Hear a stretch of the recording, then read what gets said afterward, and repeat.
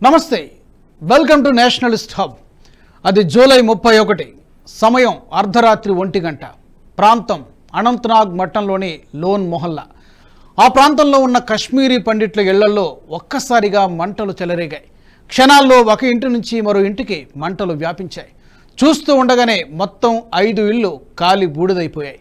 స్థానికులు వెంటనే పోలీసులకు సమాచారం ఇవ్వడంతో అర్ధరాత్రి 1:45 అగ్నిమాపక సిబ్బంది అక్కడికి చేరుకుని మంటల్ని ఆర్పారు. కానీ మంటలు ఓ పట్టాన అదుపులోకి రాలేదు. మంటల్ని అదుపు చేయడానికి ఫైర్ డిపార్ట్మెంట్ సిబ్బంది చాలా కష్టపడాల్సి వచ్చింది. ఒక ఇంట్లో అయితే ఎంతకీ మంటలు అదుపులోకి రాకపోవడంతో ఆ ఇంటిని కూల్చేయాల్సి వచ్చింది. మొత్తం 5 ఇళ్లలో మంటలను ఆర్పేయడానికి ఏకంగా 4 గంటల సమయం పట్టింది. అయితే మంటలు అంటుకున్న సమయంలో ఆ ఇళ్లల్లో ఎవరూ లేకపోవడంతో ప్రాణనష్టం జరగలేదు. ఇప్పటికైతే జమ్మూ కాశ్మీర్ పోలీసులు అగ్ని ప్రమాదంపై కేసు నమోదు చేసుకుని దర్యాప్తు చేస్తున్నారు.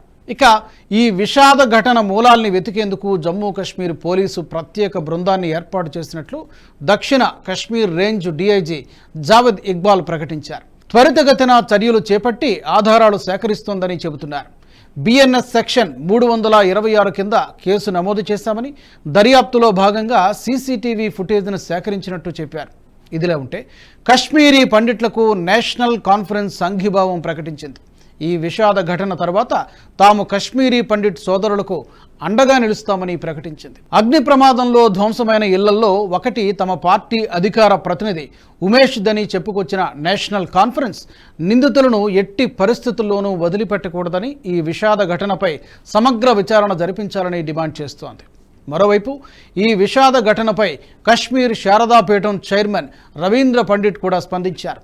ఈ ఘటన అందరినీ దిగ్భ్రాంతికి గురిచేసిందన్నారు. మైనారిటీ ఆస్తుల రక్షణకు నియమితులైన అధికారులు సరైన చర్యలు తీసుకోలేకపోవడంతోనే ఈ ఘటన జరిగిందని ఆరోపించారు. ఇలాంటి చర్యలు మళ్లీ పునరావృతం కాకుండా హిందువులకు ప్రభుత్వం హామీ ఇవ్వాలని, పరిహారాన్ని ప్రకటించాలని డిమాండ్ చేశారు.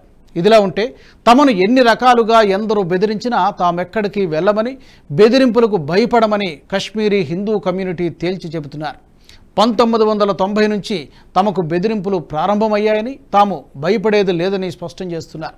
తాము ఎక్కడికి వెళ్ళమని, ఇదే తమ జన్మభూమి అని ధైర్యంగా ప్రకటించారు. తమ ఇళ్లను ఇక్కడే కట్టుకుంటున్నామని, దేవాలయాల పునరుద్ధరణ కూడా జరుగుతోందన్నారు. హిందువుల ఆస్తులకు, ప్రాణాలకు ప్రభుత్వం హామీ ఇవ్వాలని వారు కోరుతున్నారు. కేంద్ర ప్రభుత్వం ఆర్టికల్ 370ని రద్దు చేసిన తర్వాత జమ్మూ కాశ్మీర్లో వాతావరణం పూర్తిగా మారిపోయింది. ఆర్థిక వ్యవస్థ, పర్యాటక వ్యవస్థ తిరిగి గాడిలో పడుతోంది. అన్నిటికంటే ముఖ్యంగా తమ ఆస్తులు, తమ బంధువులను పూర్తిగా వదిలేసి వెళ్లిపోయిన కశ్మీరీ పండిట్లు, హిందువులు తిరిగి తమ సొంత స్థలాలకు చేరుకుంటున్నారు.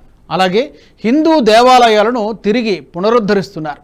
ఇది చూసి సహించలేక కొందరు దేశద్రోహులు ఇలాంటి దారుణాలకు పాల్పడుతున్నారు.